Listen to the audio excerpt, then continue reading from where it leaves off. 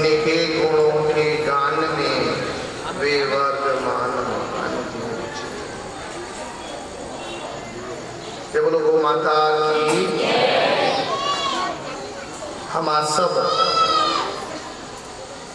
वास्तविकता में किस प्रकार से गौ की सेवा हो सकती है और वास्तविकता में किस प्रकार की सेवा ही सच्ची गौ सेवा है, उस पर मैं आज आपके बीच में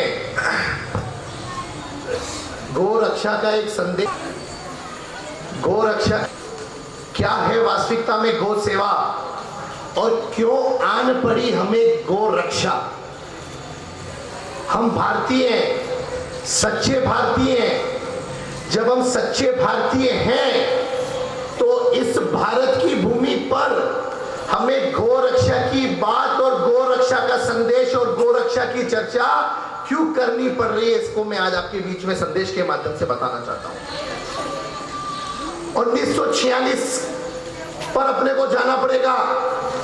माउंटबेटन जब देश छोड़कर जा रहा था तो उसने देश के महापिता महात्मा गांधी को पूछा कि गांधी जी, आपको वास्तविकता में आजादी चाहिए कि गो हत्या का विरोध चाहिए, गो रक्षा का विधेयक चाहिए? आपको क्या चाहिए? आप चयन करो। अगर चयन करना पड़ा तो आप क्या चयन करोगे? महात्मा गांधी ने कहा कि मुझे देश की आजादी तो कभी भी मिल जाएगी, लेकिन जब चयन करने की बात आएगी तो मैं चयन पहले गौ रक्षा का करूंगा। भारत के अंदर गौ कत्लखाने बंद हो, इसका चयन करूंगा। प्यारे साथियों, नगरवासियों,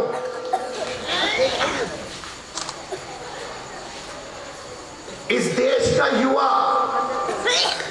देश के अंदर 65% की संख्या में है और अगर इस देश की संस्कृति की यदि सच्ची और अच्छी रक्षा करनी है तो मैं कहता हूं कमान इस रक्षा की इन युवा साथियों के हाथ में हो जाए तो ये कत्ल खाने भी बंद करा देंगे और कत्ल खाने की सोच रखने वाले को भी बैक टू पेविलियन कर देंगे। ये सभा 3 प्रकार की सभाओं के रूप में दिख रही है।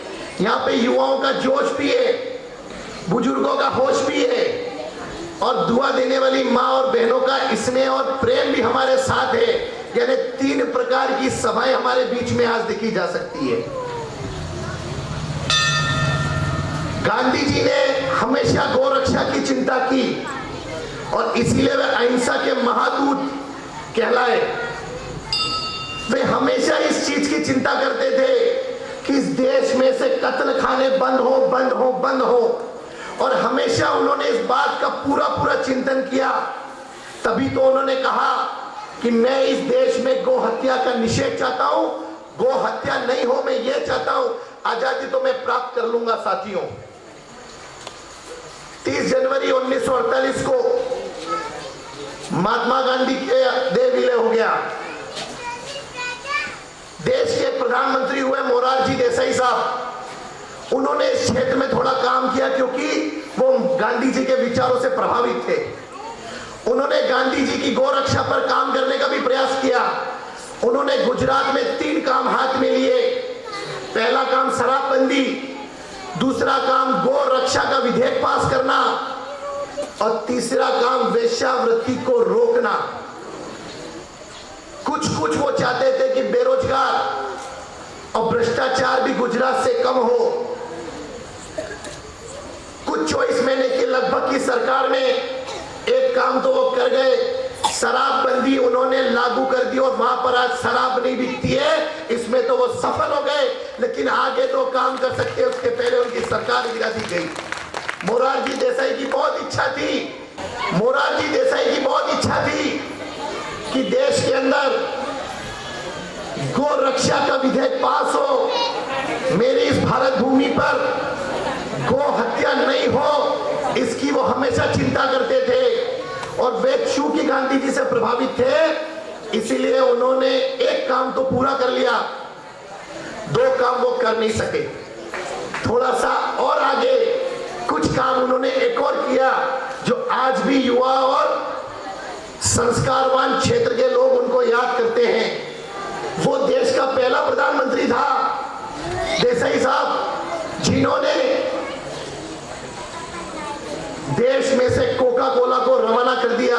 कोको कोला यानी पेप्सी जैसा कोको कोला होता था, उस पर देश के अंदर बैंड लगाया और कहा कि कोको कोला मेरे देश में नहीं बिकेगी, मेरे देश में बिकेगा तो जूस बिकेगा, गरीब का नारियल पानी बिकेगा, ये विदेशी पदार्थ मेरे देश में नहीं बिके। इसको भी उन्होंने रोक लगाई।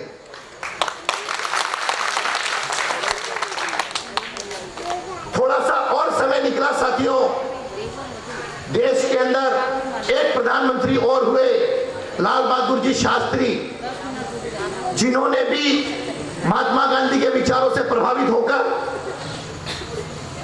कुछ नए कदम उठाने का प्रयास किया। वो भी चाहते थे कि देश के अंदर गो हत्या बंद हो।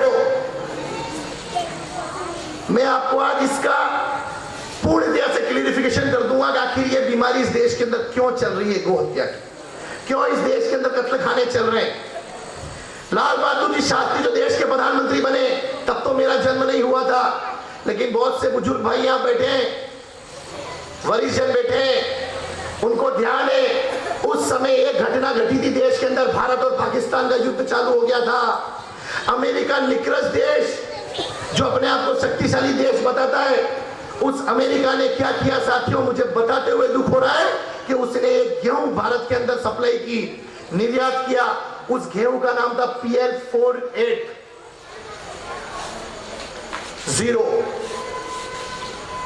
Public law 480।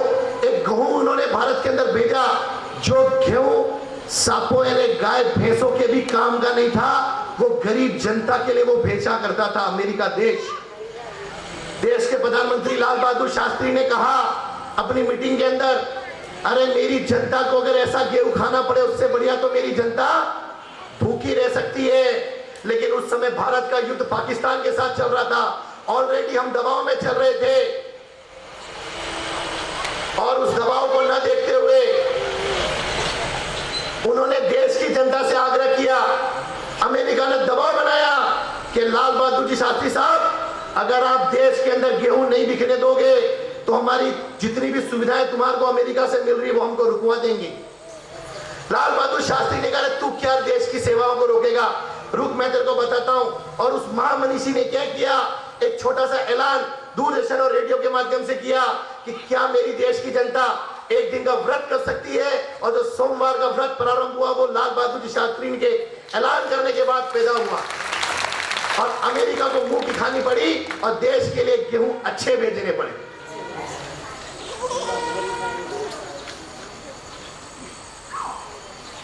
करोड़ों को अपील की उन्होंने, करोड़ों लोगों को अपील की। आज भी कई स्कूलों के अंदर बच्चे सोमवार को टिफिन के अंदर खाना नहीं ले जाते हैं।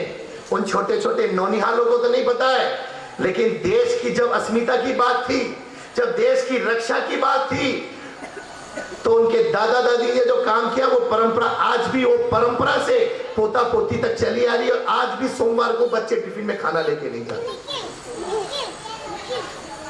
दोनों ही सरकार 5 साल नहीं चली, मोरारजी देसाई की सरकार भी 5 साल नहीं चली और लाल बहादुर जी शास्त्री की सरकार भी 5 साल नहीं चली। दोनों ही व्यक्ति अमेरिका के घोर विरोधी थे। एक ने शराबबंदी कराई, कोको कोला को भगाया, दूसरे ने अमेरिका को आंख दिखाई कि अगर तेने आंख दिखाई तो ध्यान रखना तेरे पास तो आंख दिखाने वाले 40 करोड़ ही है, मेरे पास में 70 करोड़ है, ध्यान रखना ठीक नहीं होगा। 1937 में 1937 जब देश आजाद नहीं हुआ था, तब नेहरू जी और गांधी जी, महात्मा गांधी जी की बनती नहीं थी। मैं आज किसी संगठन को नीचे दिखाने नहीं आया हूं, मैं बात गो रक्षा की करने आया हूं। 1937 में नेहरू जी को गांधी जी ने कहा कि नेहरू जी, इस देश के अंदर गो रक्षा हो आजादी के पहले पहले, मेरा ऐसा स्वप्न है, उसको क्या तुम पूरा कर सकते हो? नेहरू जी ने कहा हाँ गांधी जी मैं बिल्कुल करूंगा। लेकिन जैसे जैसे आजादी पास आती गई वैसे वैसे नेहरू जी भी अपने वादों से मुकरते गए और गांधी जी किसी कदम पर पहुंच सकते थे, उसके पहले आजादी के कुछ ही वर्षों के अंदर उनका प्रयाण हो गया। और जो नेहरू जी प्रधानमंत्री बने, उन्होंने जिसका वास्ता दिया वो वास्ता था महात्मा गांधी के सिद्धांतों का। लेकिन मुझे बताते अफसोस हो रहा है, उन्होंने अपने जीवन के अंदर कभी महात्मा गांधी के सिद्धांत अपना ही नहीं। 1937 में उन्होंने नेहरू जी को बुलाकर कहा कि नेहरू जी, तुम मांस भक्षण करते हो, तुम गौ मांस खाते हो, तुम शराब पीते हो, तुम सिगरेट पीते हो, मेरे सिद्धांतों से तुम्हारा मेल नहीं खाता है। मैं तो सोचता हूं कि इसको मैं जारी कर दूं, इसको मैं बता दूं जनता के बीच। नेहरू जी बहुत होशियार नहीं, चालाक थे। दो प्रकार के लोग होते हैं, एक होशियार होता है और एक चालाक होता है। चालाक व्यक्ति तो फिर भी ठीक होता है, माफी चाहता हूं, होशियार व्यक्ति तो फिर भी ठीक होता है, लेकिन चालाक व्यक्ति बदमाश होता है। नेहरू जी चालाक थे, उन्होंने गांधी जी की भावना को देखकर सरेंडर हो गए और कहा, अरे गांधी जी, देश की आजादी को पहले ले लेते हैं, गोरक्षा तो अपन कर लेंगे। और गांधी जी बोले थे, वो उनकी बात में आ गए और वो आंदोलन में चल पड़े। अंग्रेजों ने 250 साल हमारे देश में शासन किया साथियों, और उसमें उन्होंने 350 कत्ल खाने खोले। कितने? 350 कत्ल खाने खोले। और आज हमारे देश के अंदर 3500 यांत्रिक यानी मशीनी कत्ल खाने हैं। आपको पता है एक दिन में कितनी गाय कट रही है इस देश के अंदर?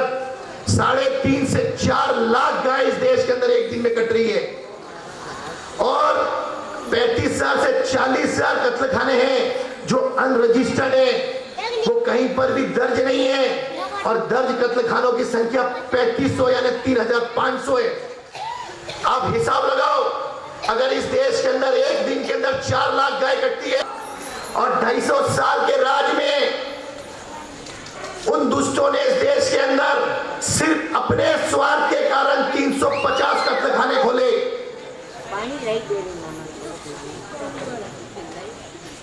350 कत्ल खाने तो अंग्रेज जब चले गए 1947 तक तब हो गए थे। लेकिन जब वो इस देश से आज चले गए, आजादी के कई वर्षों के बाद में भी आज 3500 से अधिक तो रजिस्टर्ड कत्ल खाने हैं और नॉन रजिस्टर्ड कत्ल खाने 35,000 से 40,000 की संख्या में है। देश के अंदर 4 लाख गाय पर डे कट रही है। आज आप रात को सो के जब तक सुबह तक उठोगे ना साथियों, तो 4 लाख गाय इस देश में से प्रणायत हो जाएगी, अपनी अगली गति को चली जाएगी। अरे जिस गो रक्षा की और जिस गो भक्त की आप बात करते हो, वास्तविकता में तो गो भक्ति की बात में हमें इस बात को सोचना पड़ेगा कि वास्तविकता में हमें गो भक्त कहलाने का भी अधिकार है या नहीं है। हम गाय को माता कहते हैं, गो माता गो माता गो माता ने इस गाय को गो माता क्यों कहा है? ये प्रश्न आज हमारे सामने है। एक छोटा सा युवा बात को आपके बीच में एक प्रश्न रख रहा है कि ये गाय आखिर माता की श्रेणी में क्यों आ गई? क्यों नहीं बकरी को माता का, क्यों नहीं शेर चीते को मां का, क्यों नहीं अन्य पक्षियों को कहा, लेकिन गाय को मां क्यों कहा? उसको मां की श्रेणी में क्यों लाया? ये मैं आज आपको बताने आया हूं। ये मैं मैसेज आपके बीच में लाया हूं कि गाय माता क्यों है। अरे मां अपने को बच्चे को जब पैदा करती है तो कुछ साल उसको कुछ महीने दूध पिलाती है, लेकिन गो तो इस प्रकार की मां है, उसका मां से भी बड़ा स्थान है, जो हमको बचपन से लेकर आज तक दूध पिला रही है, इतना बड़ा होने के बाद भी। इसलिए उसको मां का स्थान दिया, उसको माता कहा है। साथी,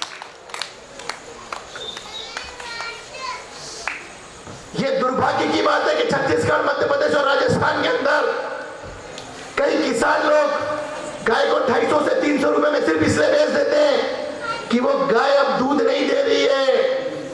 अरे साथियों, अगर वो गाय दूध नहीं दे रही है तो तेरे माँ बाप भी तो पूरे नहीं है, वो भी तो बूढ़े हो गए, क्या उनको भी बेच देंगे क्या?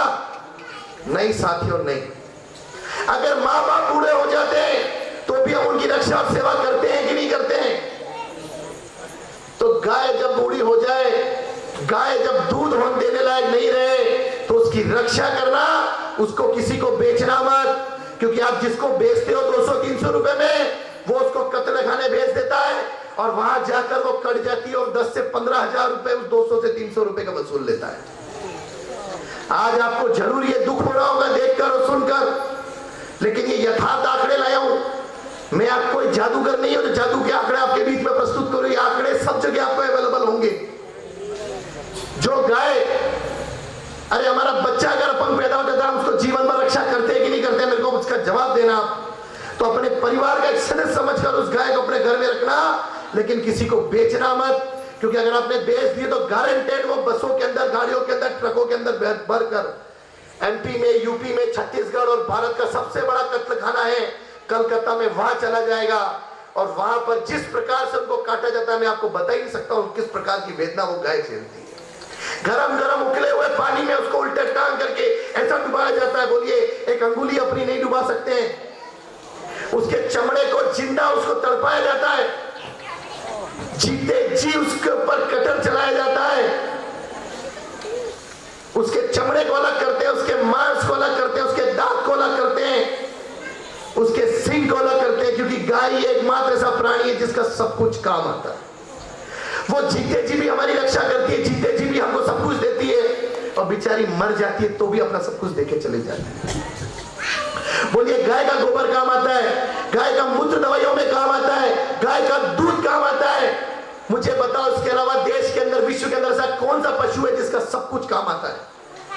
अगर हम बकरी का दूध पीते हैं, ऊंट का दूध पीते हैं, भैंस का दूध पीते हैं, तो मूत्र तो गाय का ही काम आता है, इसलिए उनको माता की श्रेणी में रखा गया है। और किसान भाई भी मेरी बात को सुन रहे होंगे, किसान भाई भी मेरी आवाज को सुन रहे हैं, उनको भी मैं कहना चाहता हूं, अरे ट्रैक्टर तो अब पैदा हुए इस थोड़े से समय में, इसके पहले इस किसान की जान कुछ हुआ करता था, तो वो जान हुआ करता था वो गाय और भैंस।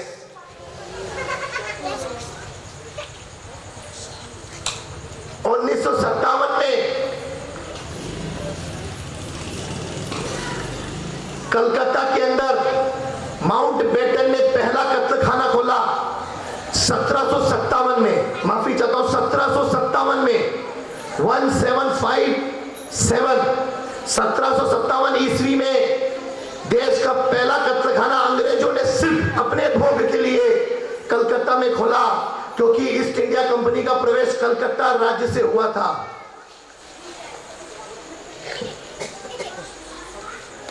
माउंट बेटन ने जिस कत्लखाने को खोला, साथियों, माता बहनों, उस कत्लखाने में उस समय कितनी गाय कटती थी मुझे कोई बता सकता है? मैं आपको आश्चर्यजनक आंकड़े बताने आया हूं। 30,000 गाय एक दिन में कट जाती थी। और आप देखिए, न तो उस समय कोई यांत्रिक कत्लखाना था, न कोई मशीनें थी, तो किस प्रकार से वो 30,000 गायों को कत्लेआम करते होंगे? अरे एक नहीं, 60,000 कसाई उन्होंने बैठा रखे थे, जो सुबह शाम सिर्फ गायों को काटने का काम करते थे। वो 60,000 कसाई सिर्फ गायों को हत्या करते थे।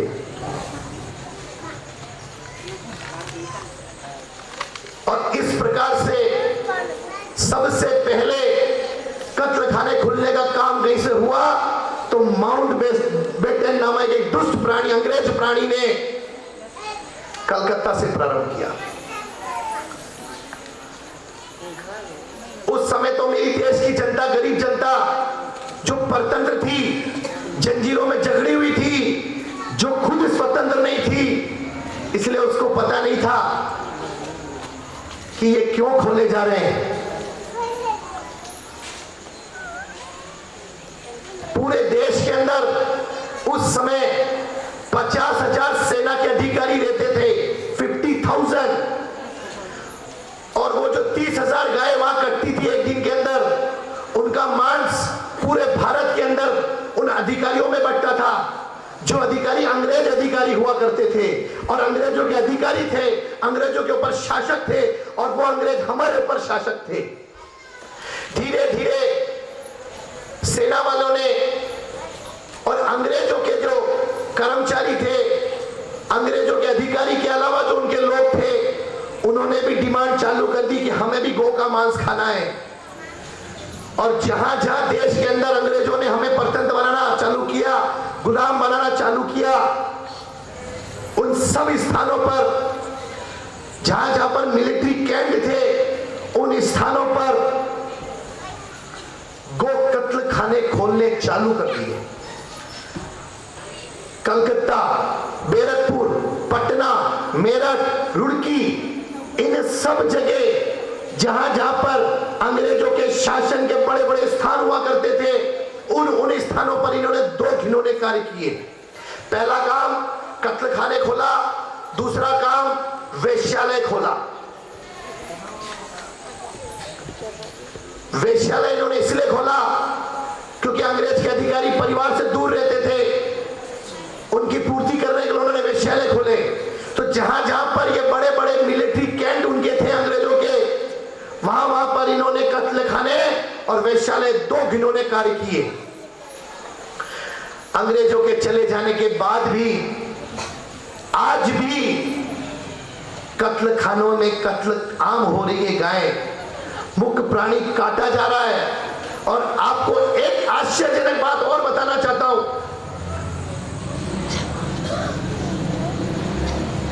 कि यूरोप देश जो है,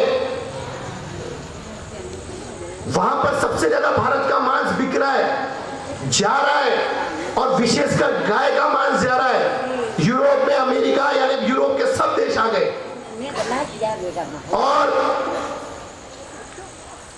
वहां पर मांस जब जा रहा है तो उनके वहां पर भी तो गाय है ना, फिर वो हमारे देश से इतना महंगा आयात क्यों कर रहे हैं?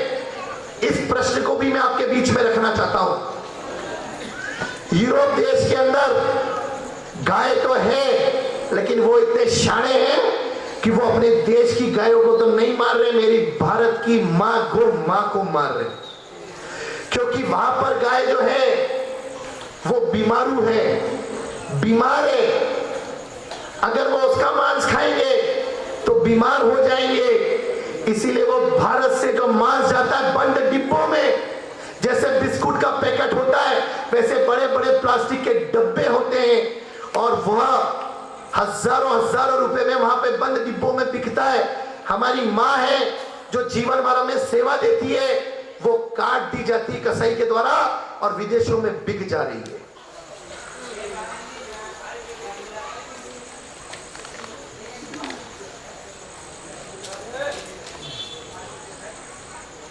जब इस देश के अंदर गुलामी थी,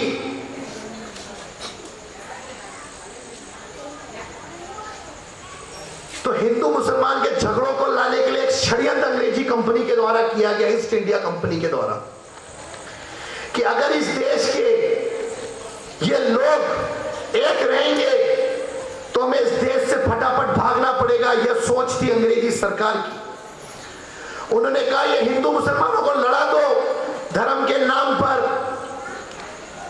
उस समय इन्होंने कत्ल खानों में भर्ती करा दी मुसलमानों की, और वहीं से हिंदू मुसलमान के दंगे चालू हो गए। अरे कुरान जैसे ग्रंथ पर भी नहीं लिखा है किसी की हत्या करना। उनको क्या पता था कि हम थोड़े से पैसे के लिए हमें ये इस प्रकार का हमारे साथ कुटारा घात अंग्रेजी कंपनी ईस्ट इंडिया कंपनी कर रही है।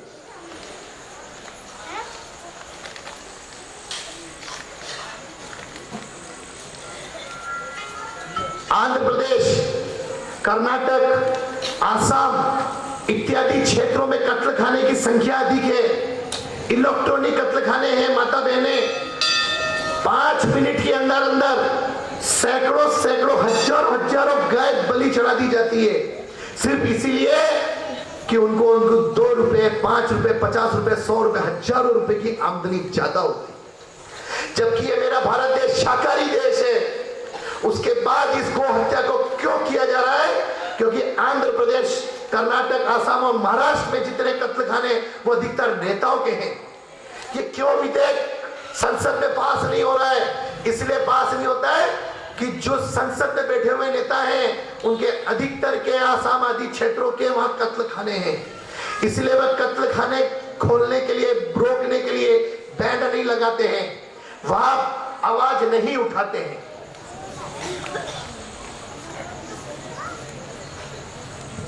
की संस्कृति क्या है, आखिर भारतीय संस्कृति को अंग्रेजों ने किस किस प्रकार से कुठाराघात किया। जब इस देश के अंदर अंग्रेज आए तो जो माउंटबेटन था, जिसने कलकत्ता के अंदर पहला कत्लखाना खोला था, वो कुछ समय के बाद में जब वापस इंग्लैंड लौटा तो उसने 3 घंटे का भाषण दिया अपनी टीम के अंदर। और आपको पता है क्या भाषण दिया उन्होंने 3 घंटे के अंदर? उन्होंने 3 घंटे के अंदर बताया कि मैंने भारत में जाकर एक बहुत अच्छा काम किया है, जिसको वो अच्छा काम बताता है। मैंने वहां पर कत्लखानों की संख्या बढ़ा दी, क्योंकि अगर भारत की संस्कृति को बर्बाद करना है तो इस देश की गाय को कत्लेआम कर दो, इस देश की संस्कृति खत्म हो जाएगी। हम जब सुबह से उठते हैं तब से लेकर रात तक हम किन पदार्थों का सेवन करते हैं? जब बच्चा जन्मता है मरते तक वो किन पदार्थों का सेवन करता है? वो सब के सब काउ प्रोडक्ट, यानी गाय से निकले हुए प्रोडक्ट, घी, मक्खन, छाछ, दही, ये किससे बनते हैं? गाय से। गाय देती है इसको। तो उस अंग्रेज माउंटबेटन ने वहां 3 घंटे में कहा कि मैंने वहां एक बहुत अच्छा काम किया है, भारत की संस्कृति को बर्बाद करने का काम किया है। मैंने गो कत्लखाने वहां खुलाने के आदेश कर दिए, और जहां जहां मिलिट्री कैंट होंगे, जहां जहां हमारे सेना के मुख्यालय होंगे, जहां जहां पर हमारे अंग्रेजों के शासन होंगे, उन स्थानों पर गो कत्लखाने खुलाने के लिए मैंने आदेश कर दिए। कितना दुर्भाग्यपूर्ण विषय है कि इस देश की भोली भाली जनता को यही नहीं पता है कि गो कत्लखाने क्यों खोले। हमें आज भी बहुत सारे प्रश्न हमारे जहन में दौड़ रहे हैं कि हम जिस माँ को अपना कलेजा समझकर, जो माँ बिना जाति धर्म मजहब के, बिना देश के, बिना संप्रदाय के, बिना स्टेट के, बिना क्षेत्र के हमारी सेवा के लिए तैयार हो जाती है, वो कभी ये नहीं देखती है कि हिंदू है, ये मुसलमान है, कि सिख है, कि ईसाई है, कि डांगी है, कि जैन है, कि ब्राह्मण है, कि क्या है, वो कभी नहीं देखती है। वो अपना दूध उन तक पहुंचाती है। और उस माउंटबेटन ने इस देश की संस्कृति को बर्बाद करने के लिए गायों को काटना चालू करवा दिया, क्योंकि इस देश के अंदर सबसे ज्यादा यदि कृषक किसी पर निर्भर थे वो गाय के ऊपर थे, बैलों के ऊपर। आपको एक बात बताते हुए, आंकड़ा बताते हुए बड़ा आश्चर्य होता है कि गाय को डंडा मारो तो सजा होती है। क्या कहा?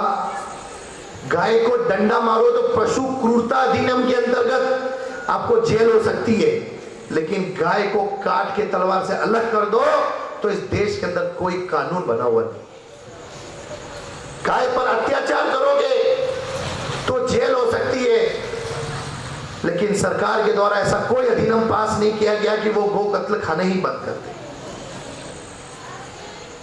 1952 में एक सांसद ने इसके लिए जुर्रत की थी, प्रयास किया था। उनका नाम था महावीर जी त्यागी। देश स्वतंत्र हुआ और नेहरू जी की टीम के अंदर वो थे। वो किसी पार्टी से नहीं आते थे, वो स्वतंत्र लीडर थे, वो स्वतंत्र सांसद थे और अपने क्षेत्र से जीत कर आ रहे थे।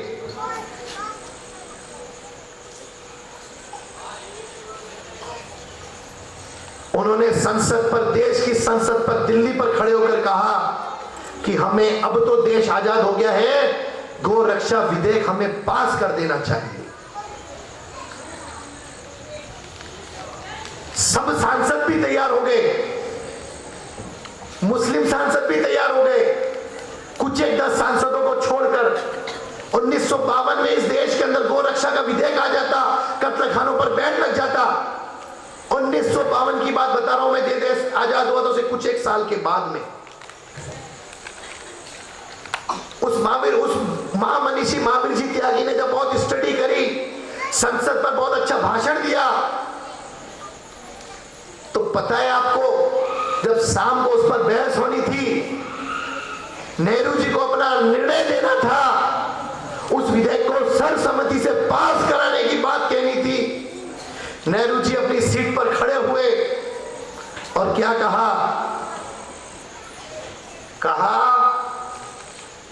कि अगर ये विधेयक पास हो गया तो मैं इस्तीफा दे दूंगा, और आप देखिए इस्तीफा देने से सरकार गिर जाती। इसीलिए वो सब सांसद पीछे खसक गए। 1952 में गौ रक्षा का विधेयक पास नहीं हुआ।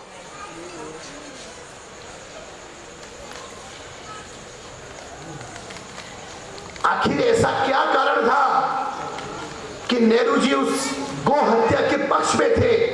एक प्रश्न हमारे जहन में उठता है। क्योंकि वो स्वयं गौ मांस खाते थे। ये मैं कोई हवा की बात नहीं कर रहा हूं, मेरे पास इसके प्रमाण है, जिसको चाहिए मैं देने के लिए तैयार हूं।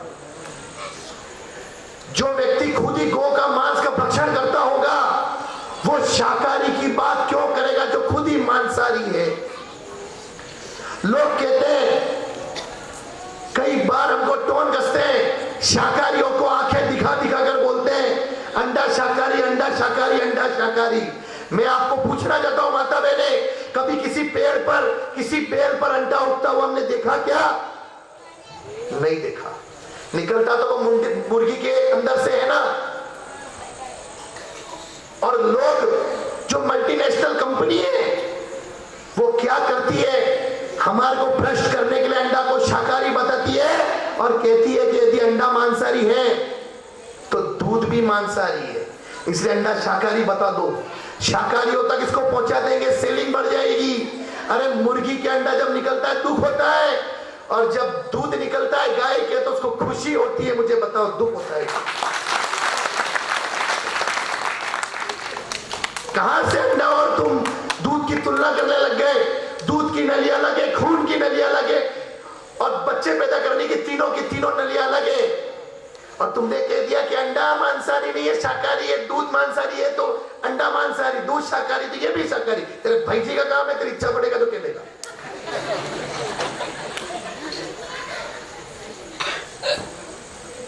आखिर इस अंडे को शाकाहारी क्यों बताया? इस प्रश्न को भी मैं आपके बीच में कह रहा हूं क्योंकि गाय से जुड़ा हुआ प्रश्न। एक व्यक्ति था कोलगेट कंपनी का मैनेजर, उसको कोलगेट कंपनी वालों ने हटा दिया, दूसरे को रखा। दूसरे को रखते ही एकदम कोलगेट की सेलिंग बढ़ गई। तो मैनेजर ने पूछा, मैनेजर से मालिक ने पूछा कि अचानक ये ऐसा क्या जादू हो गया कि कोलगेट की अचानक एकदम प्रचार हो गया और एकदम कोलगेट की सेलिंग बढ़ गई?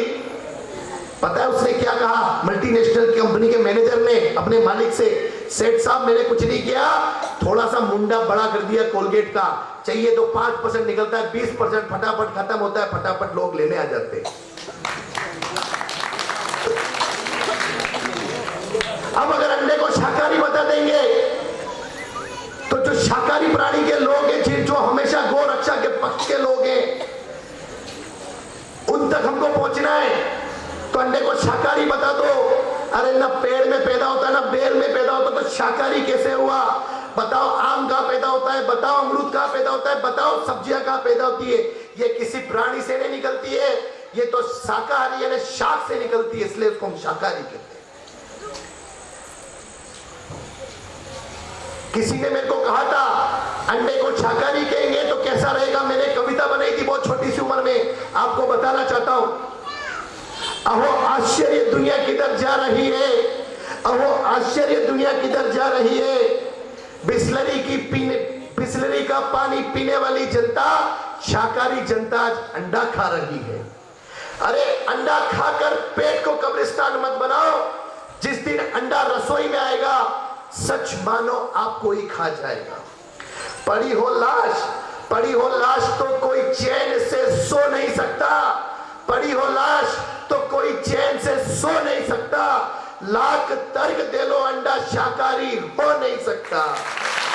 किसी ने पूछा अंडे को शाकाहारी कह दे तो कैसा रहेगा?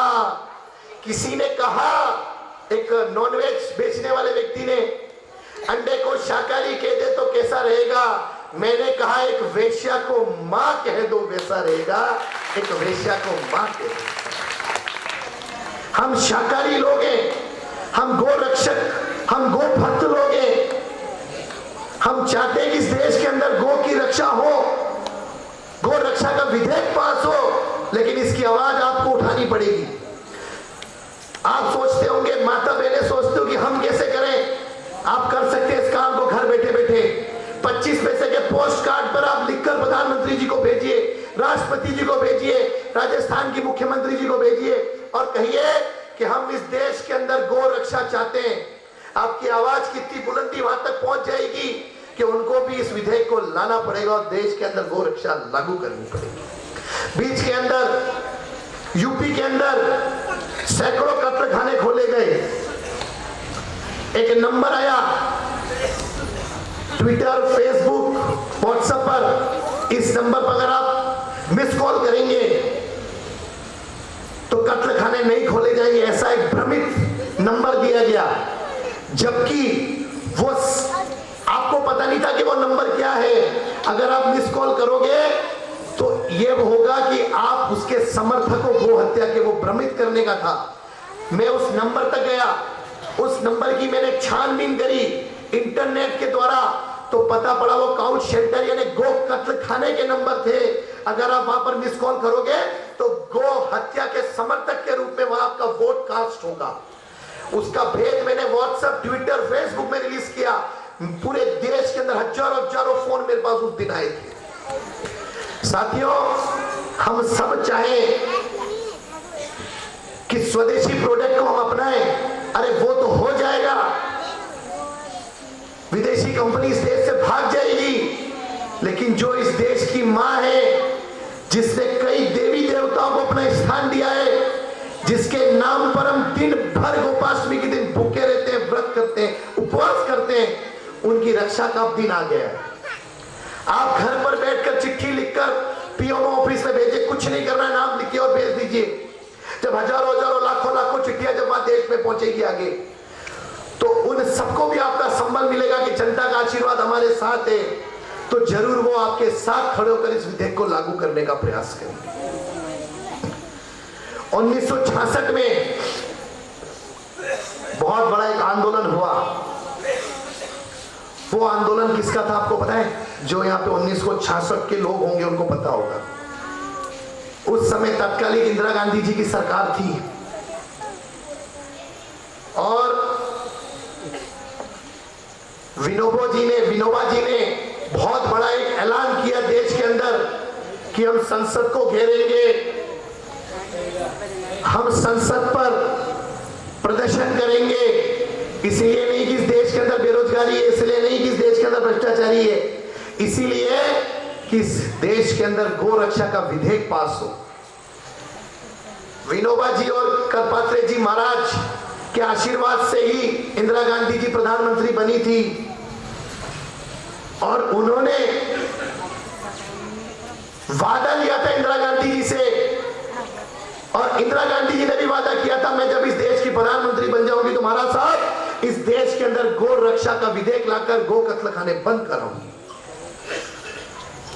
ये वादा किया था उस महिला ने, और उनके आशीर्वाद से वो जब प्रधानमंत्री बनी तो कुछ समय के बाद विनोबा साहब ने और करपात्रे जी महाराज ने कहा कि इंदिरा जी अब तो वो विधेयक ले आओ, देश के अंदर पास कर दो। तो इंदिरा जी टालती गई, उनको समझ में आ गया कि हमारे साथ धोखा हो गया है।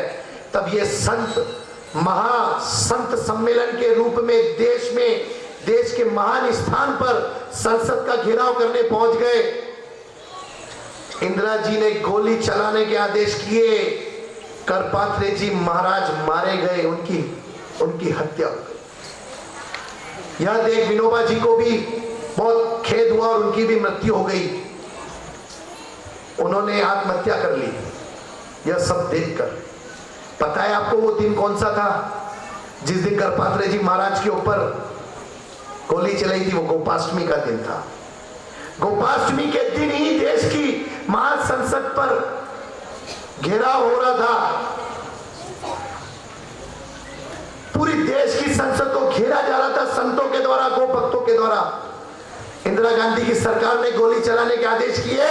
गोपाष्टमी के दिन हमारे देश के महान संत जो इसका नेतृत्व कर रहे थे, करपात्रे जी महाराज की अकाल मृत्यु हो गई। उनके मन से जो उनके मित्रगण और भक्तगण बताते हैं, उन्होंने शाप दिया था इंदिरा गांधी के परिवार को, और इंदिरा गांधी की भी हत्या गोपाष्टमी के दिन हुई और राजीव गांधी की भी हत्या गोपाष्टमी के दिन।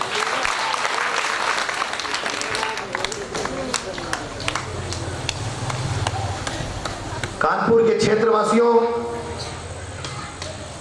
मैं आज आपको गौ रक्षा की शपथ दिलाने आया हूं। आपसे आज गौ रक्षा के यज्ञ के लिए आहुति लेने आया हूं। आज आप इस बात की शपथ लेकर यहां से उठें। अगर आप सच्चे हिंदू हैं, अगर आप इस देश के सच्चे देशभक्त हैं, तो सौगंध उस राम की आपको, सौगंध उस हनुमान की आपको, जिनको हम अपना सर्वत्र मानते हैं। जब गौ रक्षा की बात आएगी तो बच्चे की रक्षा को छोड़कर हम गौ रक्षा पे निकल जाएंगे। तब इस देश के अंदर 100% गौ रक्षा का विधेयक लागू होगा, लागू होगा, लागू। अरे गाय बिना सोचे जब हमारे को अपना दूध दे रही है, उस दूध से हम घी खा रहे, हंस-पुष्ट हो रहे हैं। अरे जिन माओ के स्तन से दूध नहीं आता, अस्पताल में भी उनको गाय का दूध पिलाया जाता है, नहीं पिलाया जाता है। जीवन भर उस गौ के द्वारा हमें खाद्य सामग्री प्राप्त होती है, और जब आज वो संकट पर है तो हम अपने ऐशो आराम से ही दूर नहीं हो पा रहे हैं। हम अपने आप को, अपनी देश की व्यवस्था संस्कृति को समझ नहीं पा रहे हैं। मैं आपको आज एक संस्कार की बात कहने आया हूं।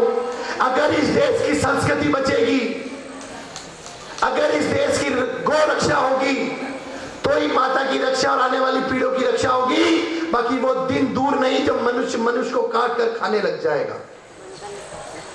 125 करोड़ की जनसंख्या वाले इस देश के अंदर लाखों लाखों करोड़ों करोड़ों गाय मां में कटने के बावजूद भी 10 दिन के अंदर तो 40 लाख और 30 दिन के अंदर 1 करोड़ 20 लाख गाय इस देश पे कट जाती है। 1 करोड़ 20 लाख गाय, और 10 साल में 12 करोड़ कट गई, 20 साल में 24 करोड़ कट गई, 30 साल में 36 करोड़ कट गई। और जब तक हम आप जैसे बूढ़े हो जाएंगे, शायद हमको पिंजरे के अंदर गाय को देखना पड़ेगा। अरे वो शाकाहारी प्राणी ने क्या किया तुम लोगों का? अरे गो भक्तों, जागो, अब जागो, और इन मांसाहारियों को दो तमाचा खींच के इस बात का कि गौ रक्षा अब किसी भी कीमत पर होगी, और इसकी शुरुआत अब इस गांव से, शहरों से होगी। जिस गौ रक्षा के कारण, जिन गौ के कारण आज हम पहचाने जाते हैं, मेरी देश की संस्कृति पहचानी जाती है। पूरे विश्व के अंदर भारत ही एकमात्र ऐसा देश है जो गाय को माता के रूप में पूछता है। बाकी विश्व में ऐसा कोई भी देश नहीं है जो गाय को माता के रूप में पूछता हो, अपने भगवान के जगह स्थान देता हो। बड़े बड़े पोस्टर बनते हैं, गाय की फोटो होती है, छोटे छोटे देवी देवताओं की फोटो होती है। बोलिए महान कौन हुआ? अगर गाय बचेगी देश के अंदर तो संस्कृति बचेगी, संस्कृत बचेगा तो संस्कृति बचेगी। साथियों, हम बहुत सारे कानून तो लागू कर देंगे, लेकिन गौ रक्षा का कानून अगर हम सब मिलकर अगर प्रयास करेंगे और देश की प्रथम व्यक्तित्व, प्रथम नागरिकों तक जब ये व्यवस्था पहुंचाएंगे, अपनी मांग रखेंगे, तो वो दिन दूर नहीं कि आप सब भी ये देश के अंदर ये कानून लागू करा दो कि गौ हत्या पर बैन लग गया। वह दिन कब प्राप्त होगा? अरे राम मंदिर पर तो हमको खुशी हो गई। हम देश के अंदर सबसे ज्यादा पर्व मनाने वाले हम लोग हैं। हर पर्व हम मनाते, मिलजुल कर मनाते। इस देश के अंदर हर पर्व की छुट्टी मिलती है, राज की छुट्टी मिलती है, लेकिन कोई कभी इस चीज की चिंता नहीं करता है कि जो गाय हमें जीवन भर दूध देती है, अगर वो जीवन में दूध देना बंद कर देती तो हम उसको बेच देते हैं। तुमको सौगंध है उस गाय की, उस दूध की, जिस दूध के कर्जे पर आप डूबे हुए हो, उस गौ माता को कभी किसी को बेचना मत, उसकी पूरी पूरी सेवा करना, क्योंकि जब वो यहां से जाती है तो 100% कत्ल खाने ही जाती है। संस्कार की एक बात को कहकर अपनी बात को विराम दूंगा। एक लड़का बस स्टैंड पर खड़ा हुआ था, बटवा चुरा रहा था, उसने किसी का बटवा चुरा लिया। दूर खड़ी हुई एक लड़की उस व्यक्ति को देख रही थी, चोर को। उसने मन में तय किया कि मैं भी इस चोर का ही बटवा चुराऊंगी, और बटवा चुराने के लिए वो उस लड़के के पीछे आके खड़े हो गई जिसने बटवा चुराया था। जैसे ही वो लड़की उस चोर का बटवा चुराने लगी, लड़के ने उसका हाथ पकड़ लिया और पूछने लगा, ये क्या कर रही है? लड़की बोली, वही कर रही तो थोड़ी देर पहले तू कर रहा था, तू चोरी कर रहा था, मैं भी चोरी कर रही हूँ। उनकी आंखों में स्नेह हो गया, प्रेम हो गया, मोहब्बत हो गई। उन्होंने सोचा अपन शादी कर लेंगे, खूब चल पड़ेगी, तू भी चोर मुई चोर, नो इन्वेस्टमेंट फुल प्रॉफिट, कई मूलधन लगाना नहीं पड़ेगा, 100% प्रॉफिट होगा। व्याह कर ली तो व्याह रे बात छोड़ो क्यों, अट्टे तक बात खत्म नहीं हुए। छोरा री मुट्ठी 6 महीनों बंदी, 6 महीने से उस बच्चे की मुट्ठी बंद थी। पत्नी ने एक बार पति को कहा, मां ने अपने बच्चे के लिए गुहार लगाई कि इस बच्चे को दिखाओ उसकी मुट्ठी क्यों बंद है। पति ले गया उनको डॉक्टर के पास में। डॉक्टर ने पूछा, आप क्या करती है मैडम? छोटो के मुझ चोरी करूं? बड़े धीरू क्यों? के साहब मैं चोरी करती हूँ। अच्छा, वो समझ गया मुट्ठी क्यों बंद है, आधी बीमारी समझ में आ गई। उसने उसके पिता को पूछा, उस बच्चे के पिता को पूछा, उस पत्नी के पति को पूछा, आप क्या करते हैं सर? उन्होंने कहा, सर मैं भी चोरी करता हूं। समझ गया डॉक्टर, बीमारी समझ गया बच्चे की मुट्ठी क्यों बंद है। उसने अपने गले में से सोने की चेन उतारी भाइयों बहनों, और बच्चे की मुट्ठी पे घुमाई। पता है क्या क्या हुआ? बच्चे के हाथ से गिरी सोने की अंगूठी, बच्चे ने पकड़ ली सोने की चेन। अरे मैं आपको बताने आया हूं, पूछने आया हूं कि मैं आपसे प्रश्न पूछ रहा हूं कि बताओ उस जन्मते हुए बच्चे के हाथ में सोने की अंगूठी कहां से आई? अरे जो चोरी के संस्कार माता पिता के थे वो उस बच्चे ने उस मां के पेट में सीख लिए। जैसे ही वो संसार में आया 9 महीने पूरे करने के बाद, जब बापड़ी और नर्स उसको नला रही थी खून से जो लथपथ बच्चा था, तो उसकी निगाह उस नर्स की अंगुली पर पड़ी जिस पर सोने की अंगूठी थी। उसने चुराकर मुट्ठी में बंद कर ली, और जब डॉक्टर ने उसको सोने की चेन बताई, उसने अंगूठी फेंककर सोने की चेन पकड़ ली। ये है संस्कार। अगर आप गौ रक्षा की बात करोगे, आप शाकाहार की बात करोगे, आप भगवान महावीर के सिद्धांतों की बात करोगे, महात्मा गांधी के सिद्धांतों की बात करोगे, गौतम बुद्ध के सिद्धांतों की बात करोगे, मुनियों की बात करोगे, ऋषियों की बात करोगे, तो इस देश के अंदर गौ रक्षा की बात को कोई टाल नहीं सकता।